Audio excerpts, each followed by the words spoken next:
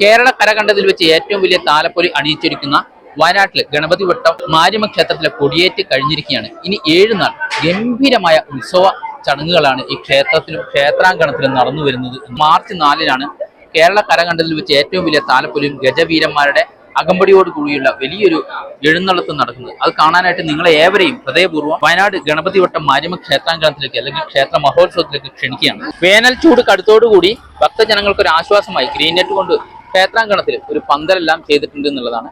ക്ഷേത്രത്തിലേക്ക് വഴിപാടിനും മറ്റു കാര്യങ്ങൾക്കൊക്കെയായി ക്യൂ നിൽക്കുന്ന ഭക്തജനങ്ങൾക്ക് തണല് നൽകാനായിട്ടാണ് ഈ ഒരു ഗ്രീൻ നെറ്റ് കൊണ്ടുള്ള പന്തൽ ചെയ്തിരിക്കുന്നത്. അതുപോലെ തന്നെ ക്ഷേത്ര മഹോത്സവത്തിന്റെ പ്രധാന ദിവസം നടക്കുന്ന കനലാട്ടത്തിനുള്ള ആഴി ഒരുക്കാനായിട്ട് ഇപ്പോഴേ ഇവിടെ വിറകുകൾ സജ്ജമാക്കിയിരിക്കുന്ന ഒരു കാഴ്ചയും നമുക്ക് കാണാം. ഇതെല്ലാം കാണാനായിട്ട് നിങ്ങളെ നേരത്തെ തന്നെ ക്ഷണിക്കുന്നത്. അപ്പോൾ വരിക, കാണുക, ആസ്വദിക്കുക എന്നുള്ളതാണ്.